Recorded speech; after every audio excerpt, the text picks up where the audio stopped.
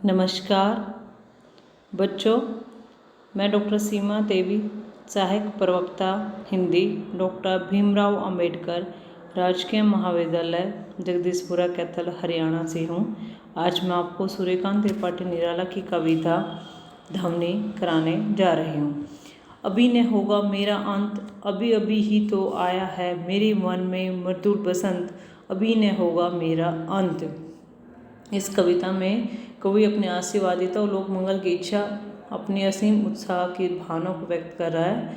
विद्रोही कवि निराला मानो अपने विरोधियों को चेतावनी देता हुआ कहता है कि अभी मेरा अंत नहीं होगा, अभी मुझे जीवन में अनेक कार्य करने हैं। विरोधी लोग कवि को मर्द प्राय न समझे, क्योंकि अभी तो कवि के जीवन रूपी वन प्रदेश में कोमल यौवन रूपी बसंत का आगमन हुआ है।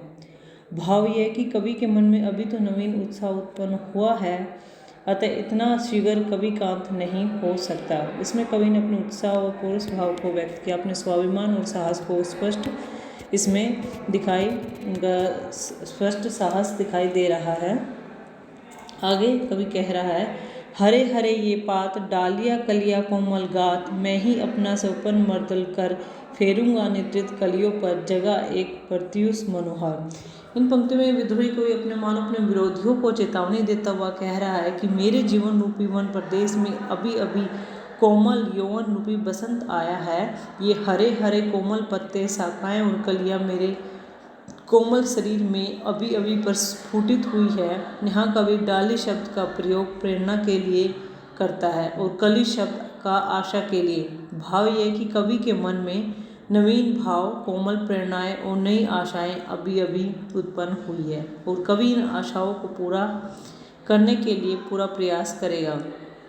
कवि कहता है कि मैं अपने कोमल हाथों को फेर कर इन कलियों को नया जीवन दूंगा, उनमें नवीन ताजगी भर दूंगा और जो कलियां रूपी आशाएं सोई हुई है उनमें एक सुंदर प्रातःकाल जागृत कर दूंगा।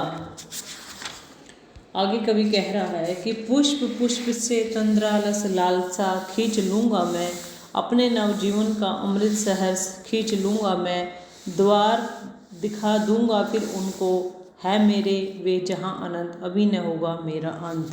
कवि पुन कहता है कि मैं प्रत्येक फूल में नींद से उत्पन्न आलस्य को दूर कर दूंगा, अपने नवीन उत्साह के द्वारा प्राप्त होने वाले लोक कल्याण के लिए उस फूल रूपी किशोर को प्रसन्नतापूर्वक अर्पित कर दूंगा।